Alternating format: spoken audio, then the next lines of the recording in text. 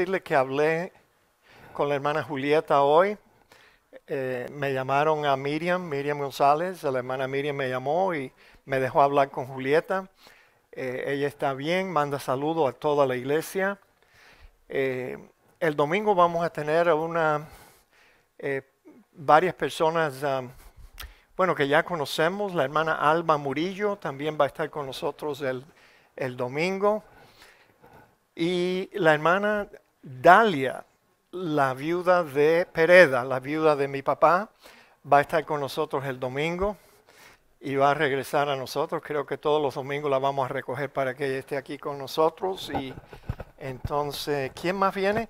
El domingo viene una hermana de Puerto Rico que ella se mudó aquí con familiares y me dijo que ella estuvo en una iglesia presbiteriana en Puerto Rico por 40 años. Así que ella es, una persona muy madura en la fe y va a estar con nosotros. Se llama Lucy Ramos. La hermana Lucy va a venir este domingo con el favor de Dios. Muy bien, mis amados hermanos. El mensaje de la iglesia en Pérgamo. Dice así el pasaje. Y escribe al ángel de la iglesia en Pérgamo, el que tiene la espada aguda de 2 filos, dice esto: yo conozco tus obras y dónde moras, donde está el trono de Satanás. Pero retienes mi nombre y no has negado mi fe, ni aun en los días en que Antipas, mi testigo fiel, fue muerto entre vosotros, donde mora Satanás. Pero tengo unas pocas cosas contra ti, que tienes ahí a los que retienen la doctrina de Balaán, que enseñaba a Balac a poner tropiezo ante los hijos de Israel, a comer cosas sacrificadas a los ídolos y a cometer fornicación. Y también tienes a los que retienen la doctrina de los Nicolaitas, la que yo aborrezco. Por tanto, arrepiéntete, pues si no, vendré a ti pronto y pelearé contra ellos con la espada de mi boca. El que tiene oído, oiga lo que el Espíritu dice a las iglesias.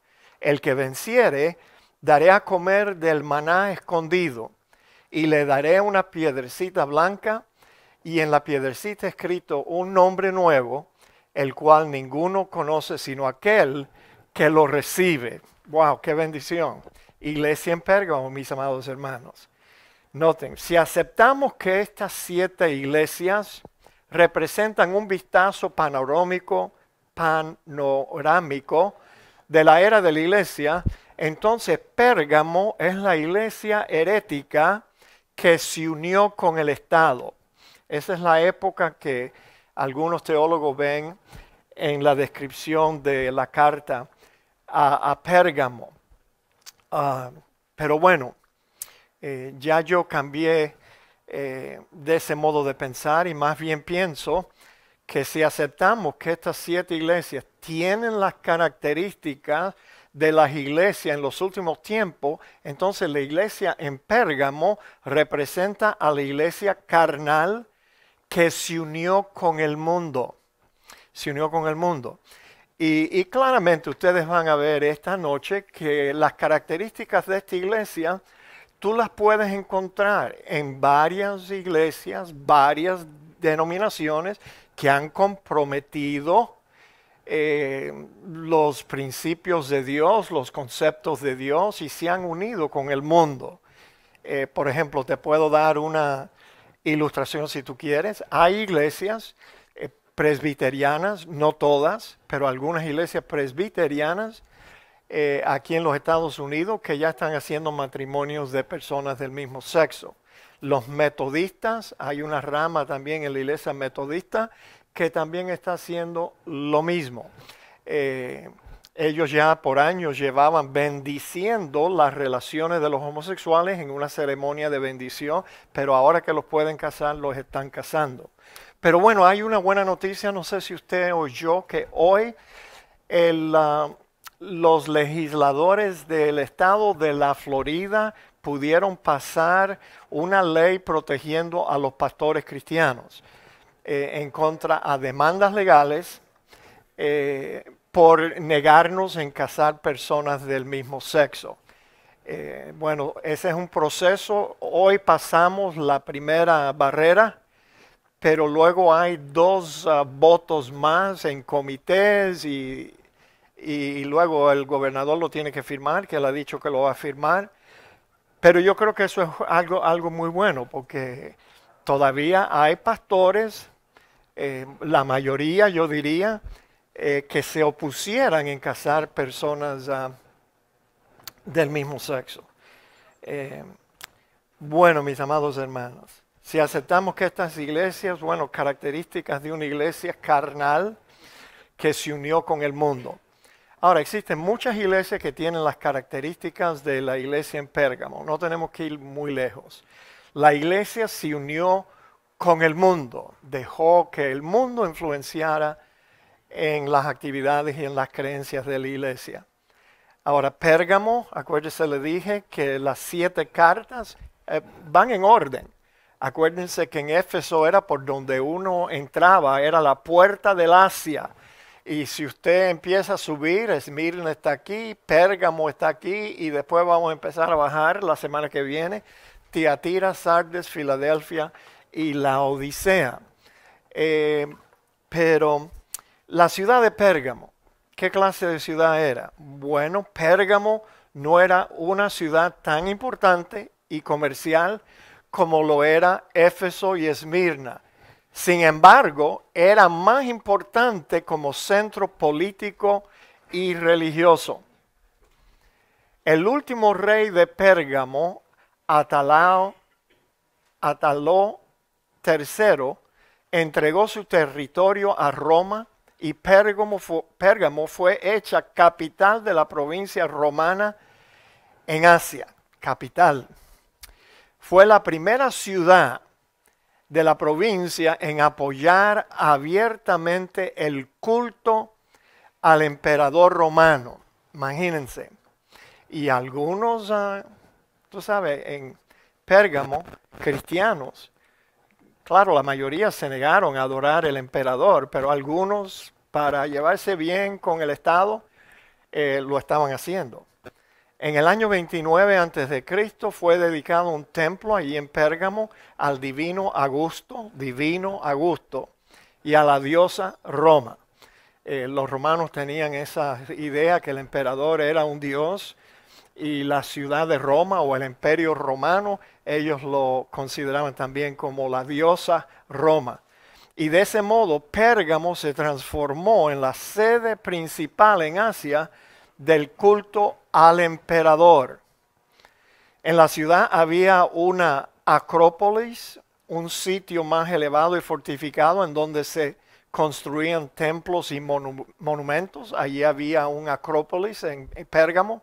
La acrópolis estaba coronada por un enorme altar dedicado al dios Zeus y por un templo a Atenea, una de las principales divinidades griegas, hija de Zeus, símbolo del pensamiento y del progreso intelectual.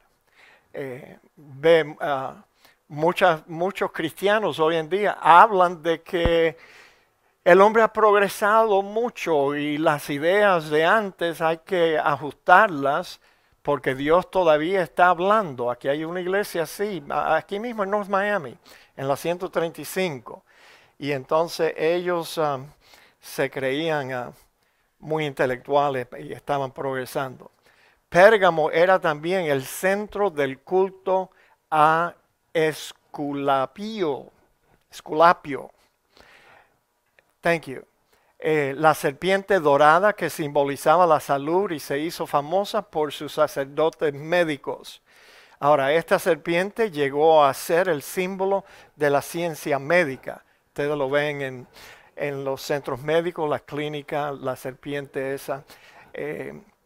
Era una serpiente que creo que los romanos o los griegos adoraban. Pérgamo era una posición fuerte tanto de la religión pagana como del culto al emperador y presentaba un ambiente difícil para la iglesia cristiana. Fácilmente los cristianos se iban a mezclar con ese paganismo y con el culto al emperador.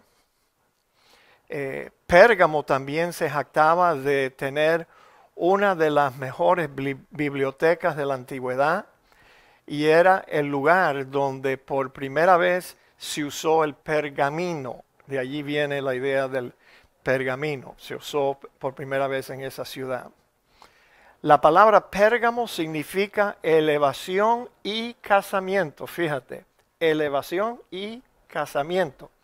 Y esta iglesia en Pérgamo representa la unión de la iglesia con el Estado.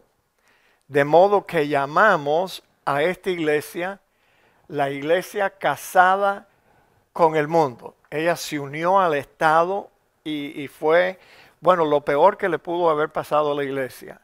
Lo único positivo durante esta época fue que la persecución en contra de la iglesia cristiana cesó bastante. Pero la verdad que fue desastroso la unión de la iglesia con el Estado. Ahora, hoy en día se oye mucho de que acerca de la separación aquí en los Estados Unidos entre iglesia y el Estado, separación. Pero eso es diferente, eso es diferente. El asunto es que los que fundaron los Estados Unidos, los fundadores de los Estados Unidos y los que escribieron la Constitución, y creo que fue Benjamin Franklin o Thomas Jefferson. Thomas Jefferson fue el que, esto no se encuentra en la Constitución, sino en una carta escrita por Thomas Jefferson, de la idea de que la iglesia y el Estado debían de estar separados. Sí, pero no al punto en que eliminamos todo vestigio del cristianismo en las actividades de la gente. Hoy en día toman eso como en un extremo. Es por eso que tú no puedes tener una Biblia en una escuela pública, tú no puedes hacer muchas cosas, ni mencionar el nombre de Dios, ni lo quieren quitar del Pledge of Allegiance y de todo, porque ellos, ahora la gente incrédula quiere separar la iglesia del Estado, pero en una forma en que las dos no pueden existir en el mismo Estado. Y esa nunca fue la idea de Thomas Jefferson, sino que Thomas Jefferson quería proteger a la iglesia del Estado, no el Estado de la iglesia como es ahora. Él quería proteger la actividad de la iglesia y él dijo, no, hay libertad religiosa en los Estados Unidos, de modo que el Estado no le puede decir a las iglesias lo que ellos hacen y cómo lo hacen y por qué lo hacemos. Pero esto era diferente. Esta fue la primera época en que la iglesia se unió con el Estado. Ahora, yo sé que aquí hay personas pensantes. ¿Quién me puede decir el peligro de unir la iglesia con el Estado? Tenemos una placa aquí que lo vamos a ver. Pero ¿se pueden imaginar ustedes un peligro en unir la iglesia? Los dos van a ser iguales. La religión oficial del Imperio Romano o del Estado era el cristianismo. ¿Pueden imaginarse un peligro? El Estado le decía a la iglesia, no, ustedes tienen que bautizar a todo el mundo que quiera bautizarse. Entonces mucha gente que quería, tú sabes, lucir bien delante de el emperador Constantino, pues se bautizaban como cristianos, pero no eran cristianos nacidos de nuevo. Entonces ese fue el daño más grande que se le hizo a la iglesia en esa época, en que las personas querían entrar en la iglesia, tú sabes, porque era la iglesia del Estado, pero no eran creyentes, no habían nacido de nuevo. Y mis amados hermanos, la iglesia, de acuerdo a la Biblia, es el cuerpo de Cristo. Y hay que estar en Cristo para ser un miembro de la iglesia. Hay que ser salvo, hay que nacer de nuevo. Y bueno, lo peor que le puede pasar a la iglesia es que gente pagana se bautiza en la iglesia cristiana. Y eso fue precisamente lo que sucedió. Las condiciones que existían en la iglesia local de Pérgamo eran típicas de las del periodo que comenzó con la conversión de Constantino. Que la conversión de Constantino en la historia está en veremos. La madre de Constantino sí se convirtió. Y bueno, Constantino supuestamente se convirtió también, el emperador romano Constantino, y continuó hasta el principio del séptimo siglo o hasta el principio del papado. Así que fue una época bastante larga. Eso es si aceptamos que esta iglesia nos está enseñando un panorama de una época de la iglesia. Constantino hizo de la iglesia una institución mundana, uniéndola con el estado político. Ahora, si usted quería buscar favores de Constantino, usted se unía a la iglesia del estado. That's it. Y entonces, mis amados hermanos, la iglesia no es para todo el mundo. La iglesia es la comunidad de los santos. Es donde se reúnen la gente que han sido regeneradas. Esa es la iglesia. La iglesia nunca debe abrir la puerta, sí, para que todo el mundo visite, oiga el evangelio, pero no debemos admitir miembros que primero no han pasado por un nuevo nacimiento espiritual. Cuando Constantino proclamó el edicto de Milán en el año 300, aquí dice 315, pero yo busqué en el internet información acerca del edicto de Milán y realmente fue en el año 313. Lo hizo con una finalidad política. Constantino no estaba pensando en convertir a todo el mundo y que todo el imperio fuera cristiano. Más bien él quería unir al imperio. Y entonces él pensó que si todos tuvieran una misma religión, o por lo menos una religión oficial del Estado, que de esa forma él iba a poder unir su Estado más. Así que fue por fines políticos y no religiosos. Ahora, yo me entretengo viendo a todos los candidatos que salen para la presidencia. Todos quieren ser cristianos. Aún los que nunca han leído la Biblia, nunca han ido a una iglesia, nunca van a la iglesia, nunca, pero ellos se presentan delante del pueblo como si fueran cristianos. ¿Por qué? Porque ellos saben que hay un bloque de cristianos evangélicos aquí en los Estados Unidos y ellos están buscando el voto de ellos. Pero bueno, no podemos dejarnos engañar tan fácilmente. Una persona que dice que segunda de Corintios es 2 Corintios. 2 Corintios, what are you talking about? 2 Corintios. No. Una persona que habla así de un libro de la Biblia es una persona que no va a la iglesia. No ha estado en la iglesia, no ha leído la Biblia y bueno, anyway. Jamás el imperio romano se cristianizó. No, jamás. Es que, mis amados, nosotros no podemos decidir quién va a ser un cristiano. Y pasarlo por un bautismo, eso no significa absolutamente nada. No.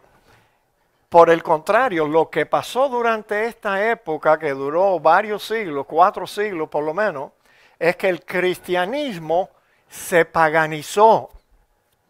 Yes.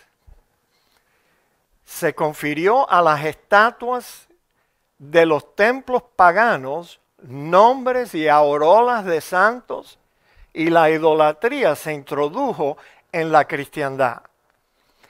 Yo creo que todos ustedes son miembros de esta iglesia. ¿Puedo hablarles acerca de la religión católica romana? Oye, my friend, yo me acuerdo que yo viví en la ciudad de New Orleans un año entero. Un año, allí fui a la escuela, a un colegio católico. y tenían iglesias muy antiguas. Es más, la escuela donde yo asistí, tenían una iglesia católica aquí y enfrente de la misma calle había otra iglesia católica. Me imagino que en la época en que esas iglesias fueron fabricadas, mucha gente eran católicos. Y entonces, pero vaya, a mí siempre me causaba interés de que había una iglesia católica de este lado de la calle y otra del otro lado de la calle. Pero las dos eran iglesias católicas. Pero esas dos iglesias estaban llenas de santos. Santos. Y todos los miércoles teníamos que ir a misa. La escuela era cristiana, nos llevaban las monjitas a misa. Y a veces la misa del miércoles no se daba en el altar principal, sino que había un altar a la derecha, ustedes se acuerdan de esto, ¿verdad? Un altar a la izquierda, y la misa era dedicada a los santos que estaban en ese altar.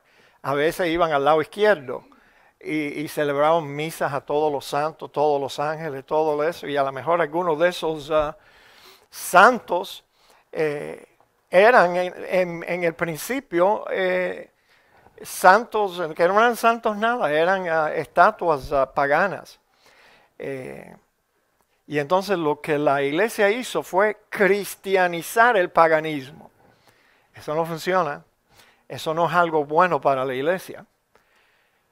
Aquí algunos ejemplos de los errores que fueron introducidos en la iglesia romana con las fechas aproximadas de su primera aparición en la historia. Buckle your seat belts. Amárrense su cinturón de seguridad para que no se me caigan de la silla. Mira, en el siglo IV, la oración para los muertos. Eso no existía en la Biblia, orar por los muertos. No. Pero en el cuarto siglo, después de, tú sabes, de casi unos cuantos años después de el edicto de Milán, de Constantino, empezaron a orar por los muertos. Oye, pero eso le daba a la iglesia una riqueza tremenda. ¿Se acuerdan ustedes que muchos iban a la iglesia? Padre, yo quiero comprar una misa para un familiar que se me murió y todavía hay gente que lo hace, orando por los muertos. El signo de la cruz en el siglo IV. Ahora, 400 años habían pasado, menos o más años habían pasado desde la muerte de Cristo y los cristianos nunca se presignaban, pero ahora sí, tú sabes, demostrar santidad falsa, las personas que se presignan, eso es lo que eso es. La adoración de los ángeles y los santos. En el año 375, la iglesia cristiana, entre comillas, era una iglesia ya casi enteramente pagana, adoraban a los ángeles y a los santos. Yo me acuerdo varias misas que participamos como niños, que era adoración a los santos y a los ángeles también. La celebración de la misa. Fíjate, la misa no existía en la iglesia cristiana hasta este cambio producido por el edicto de Milán. No, la misa, mis amados hermanos, hablándote francamente, es un error, es una abominación. ¿Cómo tú vas a volver a tratar de duplicar o sacrificar a Cristo en cada misa de nuevo? No, si la Biblia dice bien claro que Él murió una sola vez por todos. Y así santificó a todos los cristianos con una sola vez que Él muriera. En cambio, en la misa, por si acaso usted no lo sabía, cuando el sacerdote levanta la hostia, está dedicando allí, porque Él va a partir la hostia y simbolizando así el cuerpo inmolado de Cristo, y cuando levanta la copa de vino, la sangre de Cristo, Él está ofreciendo un sacrificio pagano en un culto que supuestamente debe ser cristiano, pero la misa realmente no existía antes que comenzó a aparecerse en el año 394. los primeros trazos o vestigios del culto a María 400 años después de Cristo. Fíjate, comenzaron a pensar de que María era una diosa, la madre de Dios, y bueno, todavía ese error continúa en la iglesia cristiana, la más grande, como mi mamá me decía, es la primera, la mejor y la más grande iglesia. Pero bueno, mi madre nunca creyó que era una iglesia falsa. Imagínate, cada vez que yo le decía eso, claro, ella se ofendía. Culto a María. La vestimenta eclesiástica y el celibato de los sacerdotes, 500 años después de Cristo, comenzó ese asunto. ¿Por qué? Bueno, porque la gente no tenía la Biblia en la mano. Los sacerdotes eran los que sacaban pasajes de la Biblia y desde luego no iban a sacar uno que dice que el obispo debe ser marido de una sola mujer. No, ¿cómo tú vas a sostener el celibato en el sacerdocio y para los obispos si la Biblia dice lo opuesto? Pero es así, mis amados hermanos. Y la vestimenta eclesiástica, eso, cosas que ellos se ponen para oficiar las celebraciones de la misa y otras celebraciones más.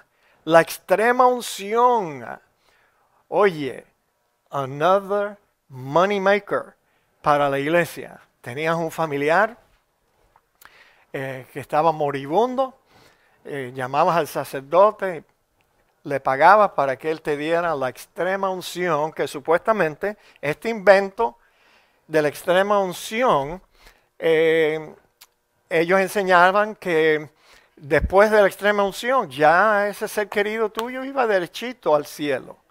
Tú sabes, extrema unción, oye. Qué bueno, pero sin embargo no hay nada de eso en la Biblia.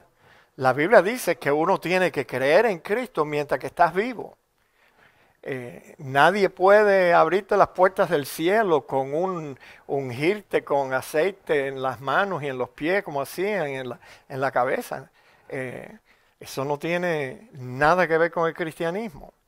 El purgatorio. Now this is a big money maker.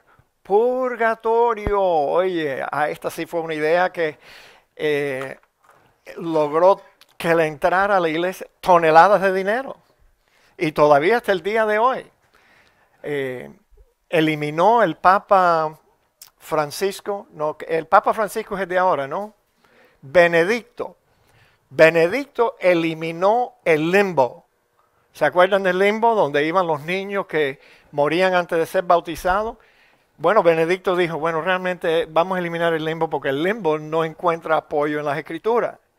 Ok, yo aplaudí esa idea. Pero después dije, how about hacer lo mismo con el purgatorio? Porque el purgatorio tampoco existe. No existe un lugar de intermedio donde la gente van a salir de aquí por las misas y los rezos de los santos en la tierra. Pero imagínense, mis amados hermanos, la gente comprando misas y rezos y oraciones porque supuestamente de esa forma le van a restar años de sufrimiento a un ser querido en el purgatorio. Y desde luego yo me acuerdo cuando yo era niño en Alexandria y en New Orleans también, que de vez en cuando se anunciaba en una misa que el Papa había decidido dar una indulgencia de, vamos a decir, de 100 años para todo el mundo que diera una ofrenda especial de $10 o $20, yo no sé cuánto. Te iban a restar 100 años en el purgatorio. Uy, y entonces la gente, ahí van las ofrendas para, tú sabes, tienen un ser querido que está muerto y ellos piensan que le van a restar sufrimiento en el purgatorio. Oye, ¿se dan cuenta qué clase de negocio es eso? Tremendo, tremendo. Y hasta el día de hoy lo siguen haciendo. Por estos ejemplos se puede ver cuán grandes son los daños causados por la mezcolanza de la iglesia con el Estado. Mis amados hermanos, ese fue el daño más grande que Constantino le hizo a la iglesia. Terminó con la persecución de los cristianos, pero lo que hizo fue paganizar a la iglesia, no cristianizar el imperio o el Estado. La mezcla religiosa que se hizo en la iglesia de Pérgamo encuentra su réplica en la cristiandad salida del edicto de Milán.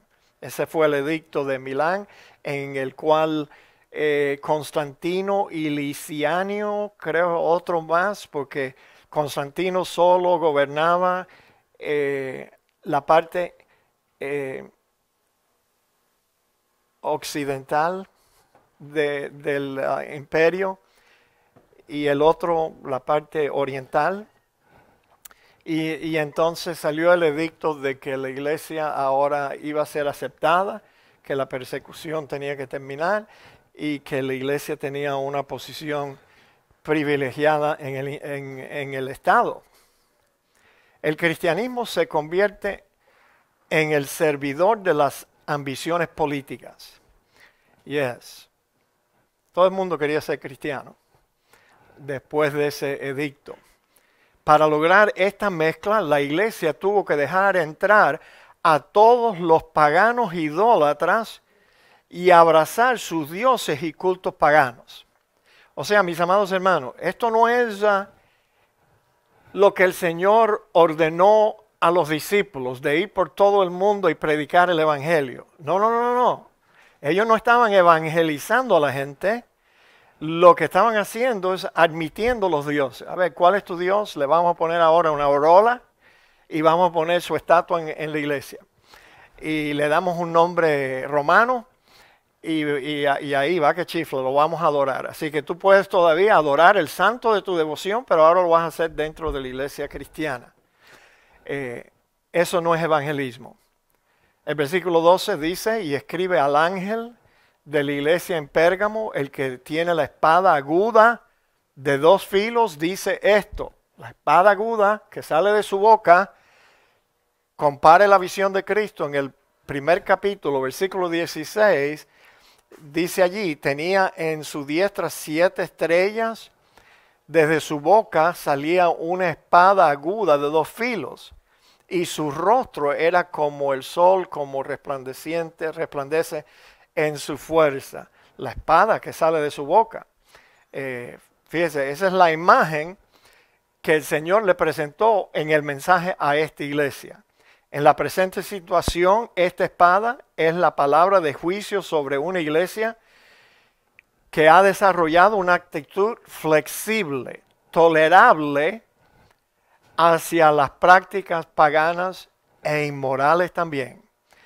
Y te digo que tú no tienes que ir muy lejos. Aquí mismo en North Miami, tú vas a encontrar iglesias cristianas, entre comillas, que prácticamente lo toleran todo. Toleran que tú no has nacido de nuevo. That's okay. Aquí no te vamos a obligar a nacer de nuevo. Esa es la iglesia Bethany Covenant Church, donde empezamos nosotros. El pastor de esa iglesia publicó un tratado en que él decía, sí, la Biblia dice que uno tiene que nacer de nuevo, pero en esta iglesia nosotros no te vamos a obligar a tomar una decisión así. Yo estaba loco por sacar la iglesia de nosotros de allí. Y entonces un pastor de buen corazón hizo un grupo que se reúne una vez al mes para desayunar juntos aquí en el Denny's de Biscayne Boulevard. Y me dijo, sí, mira, viene el pastor de Bethany Covenant Church, y es el mismo pastor que estaba allí cuando la iglesia de nosotros se reunía. Y ¿tú crees que yo quiero sentarme a la mesa y desayunar con ese señor? No. La esposa de ese amado pastor era una enfermera, y ella estaba 100% a favor del aborto, la esposa. Es más, él me dijo que la esposa de él era católica y él era evangélico de la denominación de Covenant Denomination. Wow, yo dije, qué cosa. Increíble. Pero esa no es la única iglesia aquí. Tú sabes que habla de la tolerancia, Gerardo. Tolerancia, hay que tolerarlo todo. Sí, el amor es lo más sublime en el cristianismo. Que nos amemos unos a otros y que aceptemos la fornicación, el adulterio, el homosexualismo. Lo que importa es que la iglesia refleje el amor de Cristo. It's a bunch of baloney. It's a bunch of baloney, mis amados hermanos. No podemos comprometernos así con el mundo. Yo conozco tus obras y donde moras, fíjate, donde está el trono de Satanás. Ahora, se han sugerido varias explicaciones sobre la frase donde está el trono de Satanás. Hay 4 que les voy a mostrar.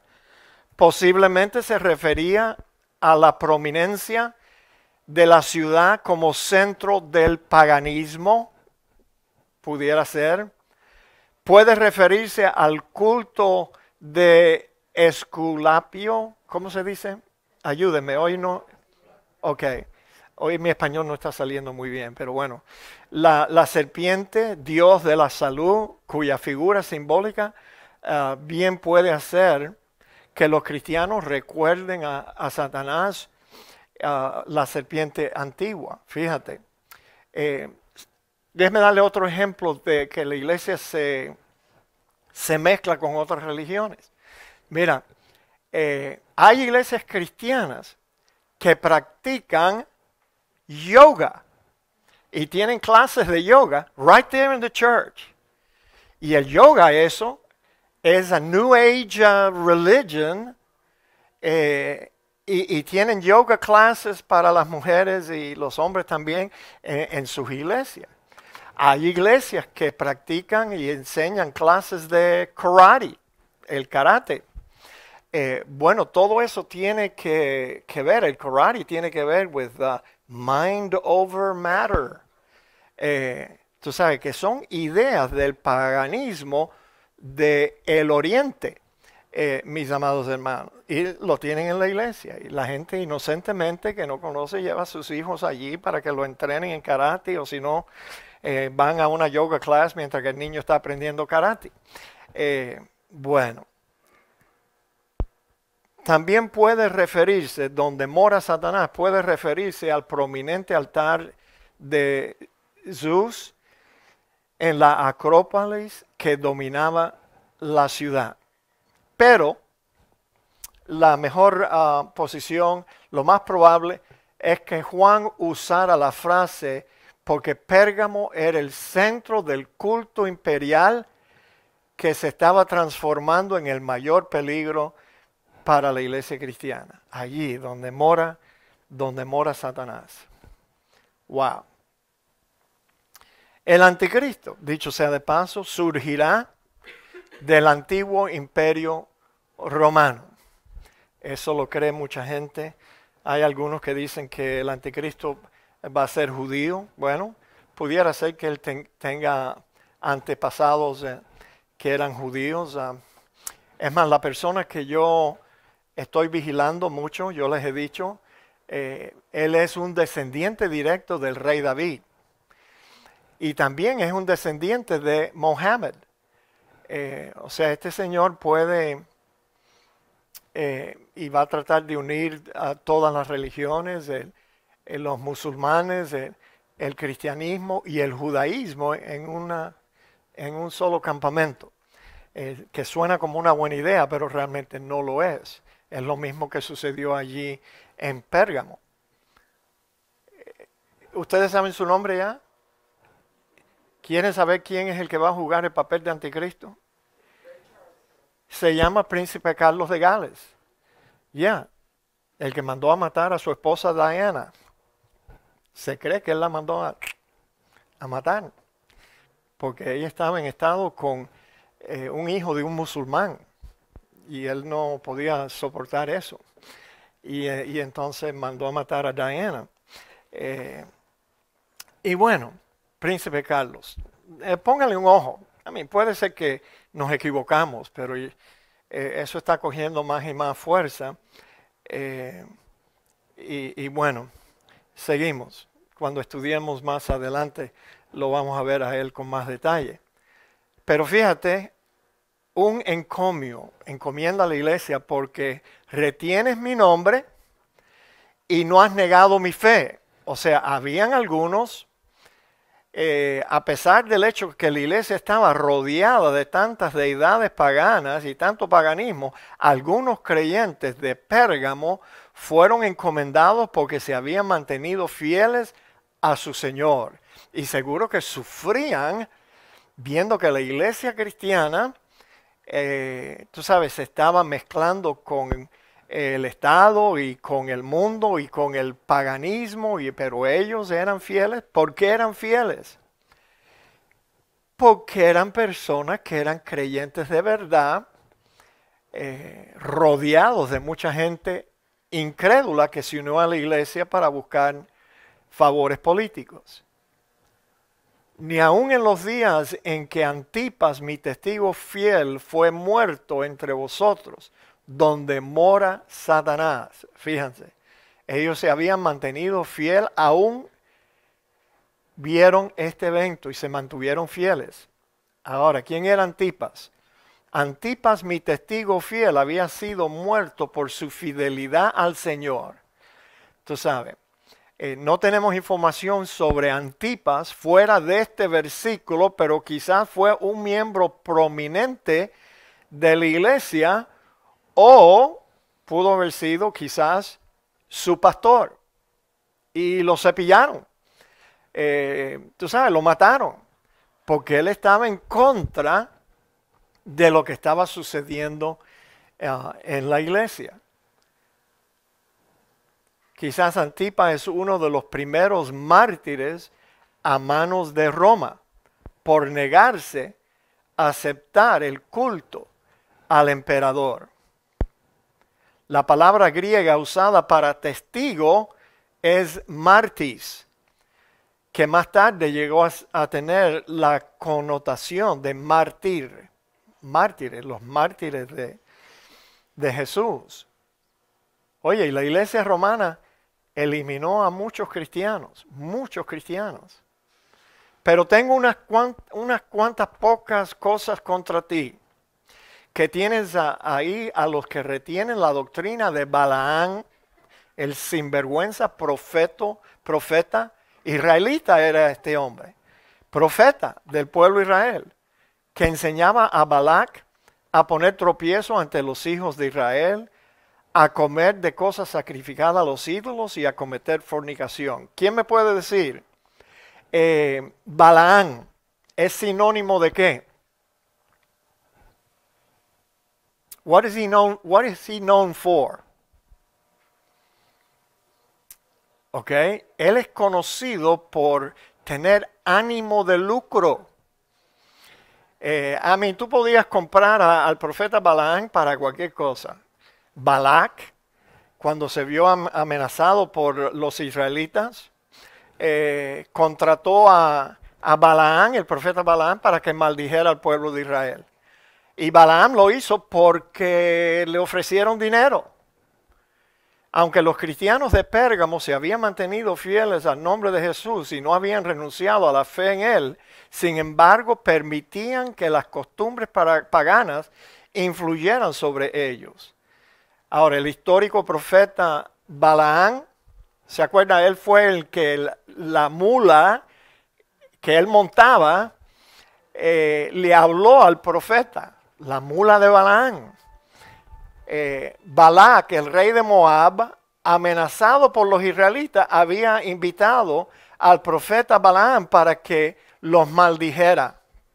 Balaam había sido contenido por Dios cuando le habló la muda bestia, y para disgusto del rey Balac, los había bendecido en vez de maldecirlos.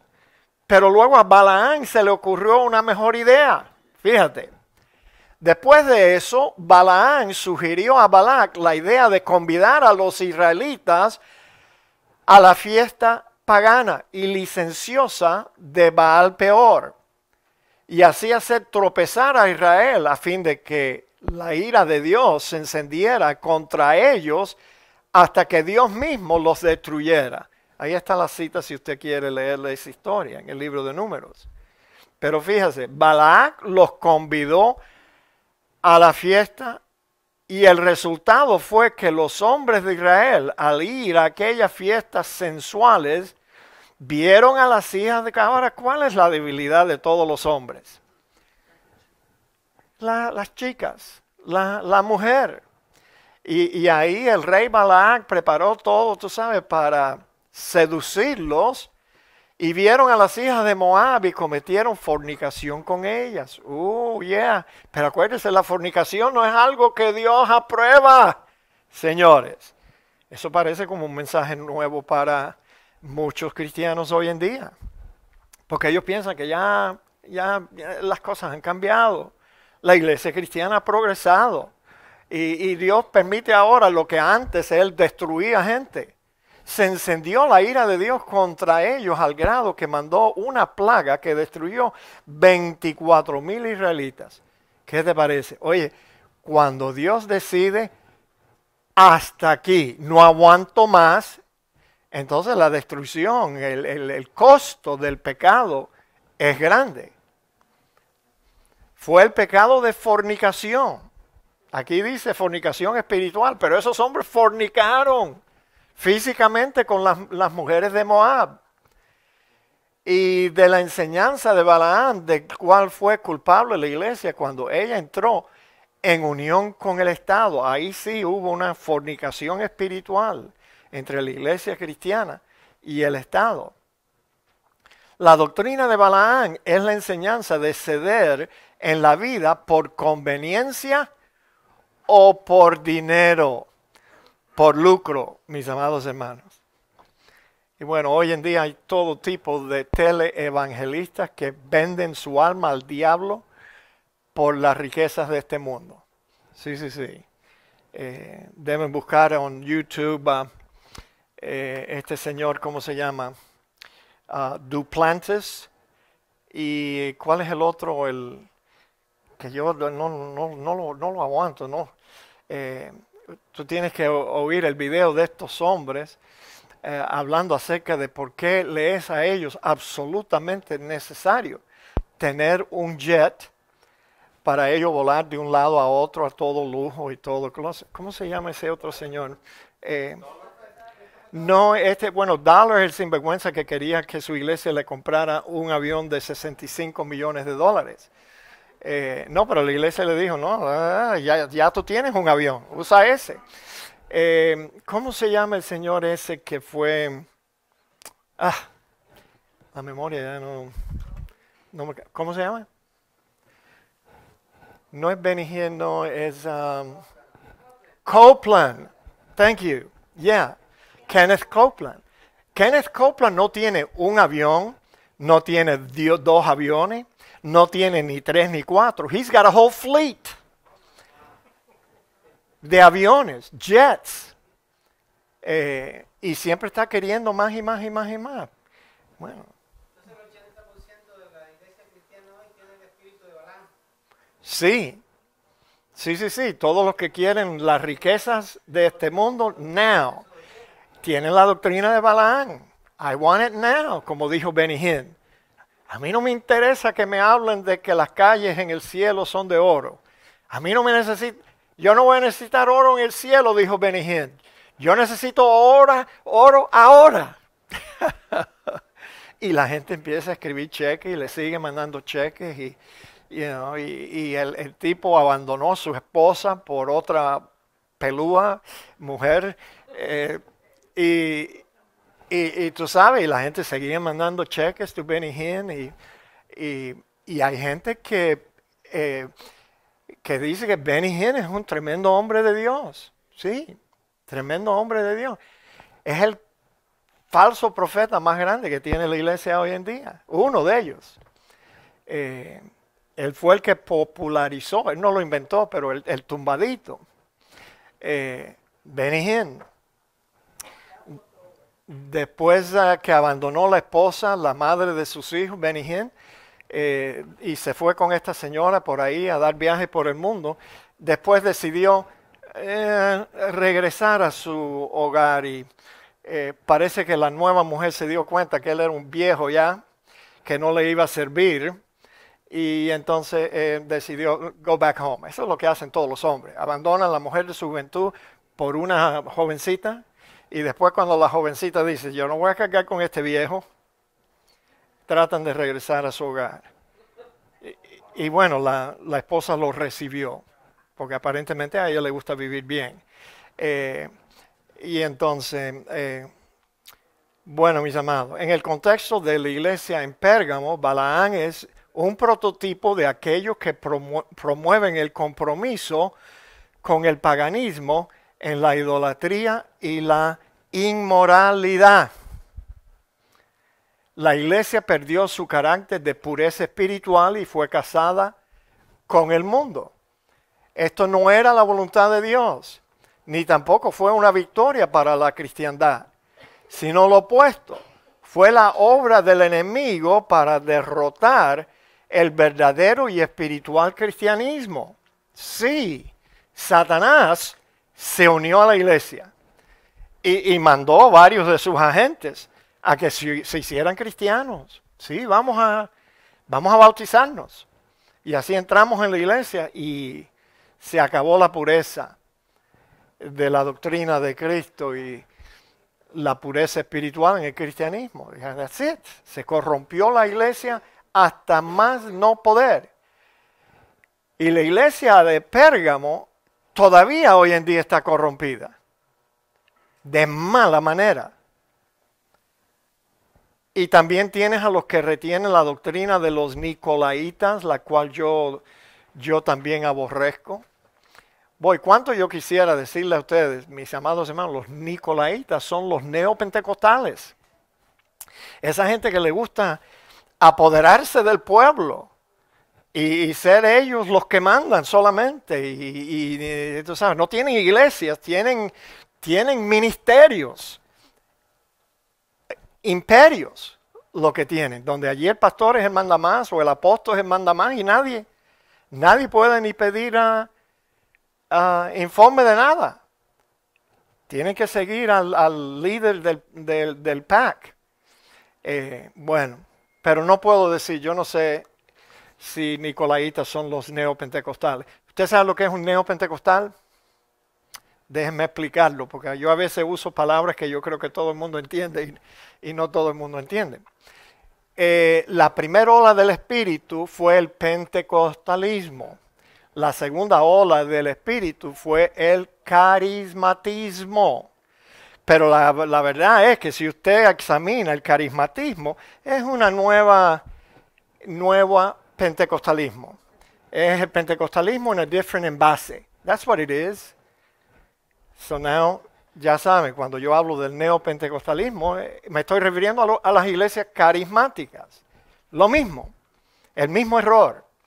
Lo único que ahora no está centrado en una denominación como era antes. Habían iglesias pentecostales. Ahora el carismatismo se ha regado a todas las denominaciones. Hay carismáticos bautistas. Can you believe that? Yeah. Hay bautistas aquí que hacen tumbaditos todos los domingos en su iglesia. Carismáticos católicos, sí. Los mismos coritos que nosotros cantamos y todo. Hablan del Espíritu Santo y en la misma expresión mencionan a la Madre de Dios, María. Todavía están mezclados con el paganismo. Los efesios odiaban las obras de los nicolaitas, pero en Pérgamo era presa fácil allí para algunos cristianos que no eran ni salvos. Habían algunos simpatizantes de esta secta de los nicolaitas, los que querían dominar al pueblo. La doctrina de los nicolaitas puede ser una injustificable exaltación del clero. ¿Ve? El clero llegó a ser los mandamás. No leas la Biblia, cree en lo que yo te digo. Y no todo lo que ellos decían estaba de acuerdo a la Biblia. Constantino dio a los obispos, fíjate, edificios grandes, hermosos. Este tipo sí sabía cómo ganarse a los religiosos. Les dio vestimentas costosos, también vistió a los obispos con vestiduras hermosas. En fin, los compró para sus fines políticos. I got them in my pocket, a los obispos. Y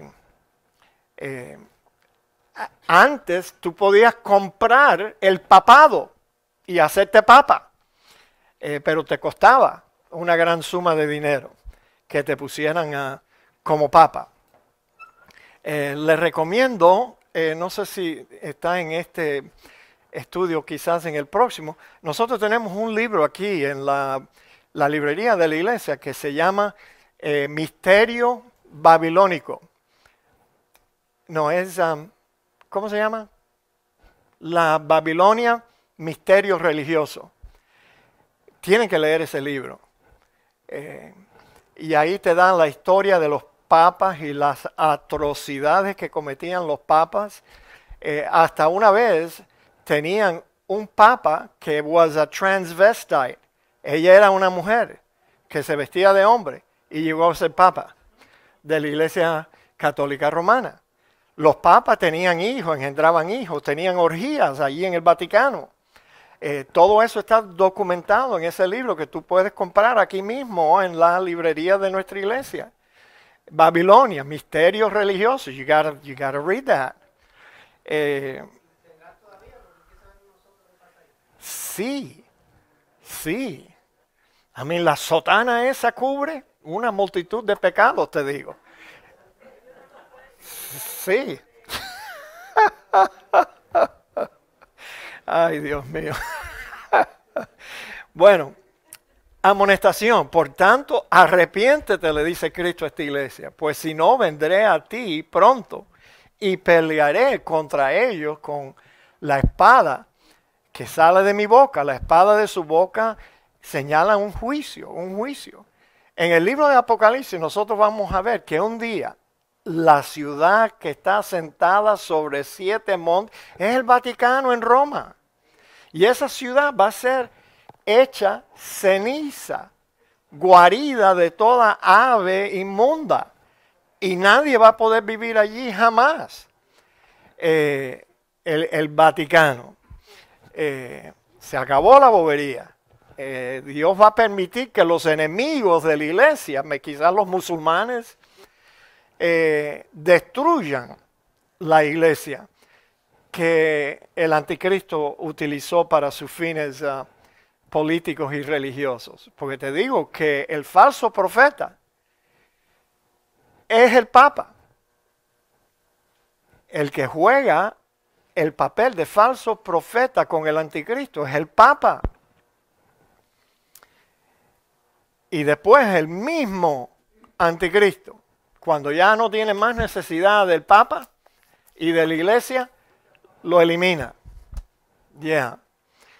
Alguien me dijo un chiste el otro día, fue Domingo Arias. Dice que el Papa fue a visitar a Cuba. Y cuando Fidel le preguntó al Papa, Papa, ¿y qué desea usted comer? Pida cualquier cosa. El Papa dijo que quería comerse un cubano. Quería comerse un cubano. Y entonces Fidel dijo, prepárale ahí un cubano. Y a mí, prepárame un papa frito.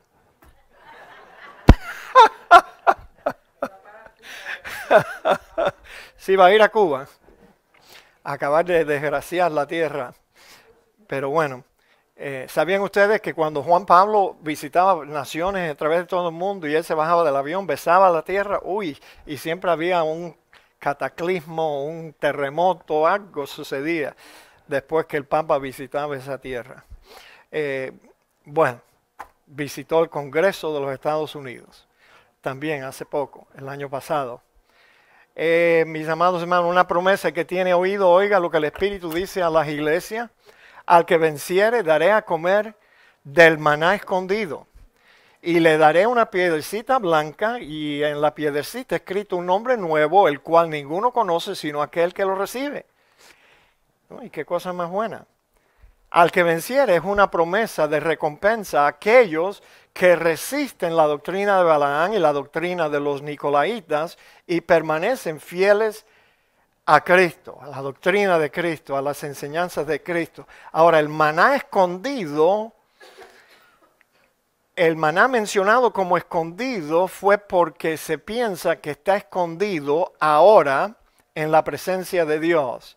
El mundo no ha visto maná desde que los israelitas estuvieron en el desierto. Ya nadie, no más maná, está escondido en la presencia de Dios, pero con el fin de ser revelado en una era mesiánica, durante quizás el reino de Cristo, o quizás durante el tiempo que Dios va a estar sustentando a los que se rebelaron, israelitas que se rebelaron contra el anticristo y no quisieron adorarlo ni recibir su marca, y Dios los va a sustentar a ellos por 3 años y medio en el desierto de Arabia. Yo me imagino que ahí el maná que ha estado escondido, de nuevo va a lloverle maná a esos judíos allí en el desierto. Van a comer maná. Y te digo la verdad, maná, si le lloviera maná en el patio de mi casa, yo estuviera contento. Oye, ya no tengo que ir a Publix y comprar comida. Espero que me llueve maná sobre el patio de mi casa. Oye, pero tú sabes lo que es comer maná en la mañana, maná en la tarde, maná en la noche, maná frita, maná sancochada, sopa de maná. Yo estoy seguro que esas mujeres... Chícharo. Yo conocí a una cubana una vez que vino de aquí por el Mariel y ella me dijo que ella no quería ver un chícharo más nunca en su vida. Porque estaba hastiada de chícharo, era lo único que había. Pastor, pero esa misma fue la manifestación de la ingratitud del pueblo del desierto. Sí, fue un error de ellos. Tú sabes, la jornada en el desierto le iba a tomar, cuando más, 3 meses.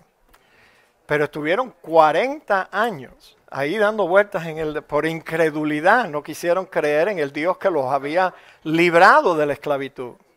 Bueno, eso le pasa a los cristianos hoy en día también. Una piedrecita blanca, qué bueno es recibir una piedrecita de esa blanca. En el mundo antiguo, las piedras blancas tenían una variedad de usos. Por ejemplo, una piedra blanca significaba la absolución por parte de un jurado y la negra, la condena. Así que la piedrecita blanca se usaba así. Las piedras blancas eran usadas también como boletos de admisión en los festivales políticos. La piedrecita blanca puede ser un símbolo de admisión a la fiesta mesiánica. Las bodas del Cordero y todas las fiestas que se van a llevar a cabo. Yo creo que en el reino milenial vamos a celebrar las fiestas de Israel. Sí, pero con un propósito diferente. Esas fiestas van a ser conmemorativas para recordar, tú sabes, la salvación que Dios nos ha dado en su Hijo Jesucristo. Pero vamos a celebrar Passover y la fiesta de primicias y primeros frutos y Pentecostés y todas esas fiestas las vamos a celebrar nosotros durante el reino de Cristo. Pero va a ser fiesta conmemorativa, como lo es la Santa Cena hoy en día. La Santa Cena, hacer esto en memoria de mí. Así que las fiestas judías se van a celebrar durante el reino en memoria de la salvación que Dios nos proveyó en Cristo. Ahora, no es claro si el nombre nuevo es el de Cristo o un nombre nuevo dado al que posee la piedrecita blanca. Pero yo pienso que es un nombre nuevo. Todos nosotros vamos a tener un nombre nuevo en el reino. Qué bueno. No me pregunte a mí qué nombre el Señor te va a dar a ti, because I don't have a clue. Yo no tengo idea.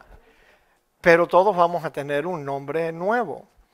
Y no va a ser un número de Social Security tampoco que nos va a identificar, un nombre. En cualquier caso, significa certeza de la entrada al banquete mesiánico. Tremendos banquetes se van a dar en esa época. Pregunta, mis amados hermanos. Banquete. Bueno, la semana que viene, con el favor de Dios, vamos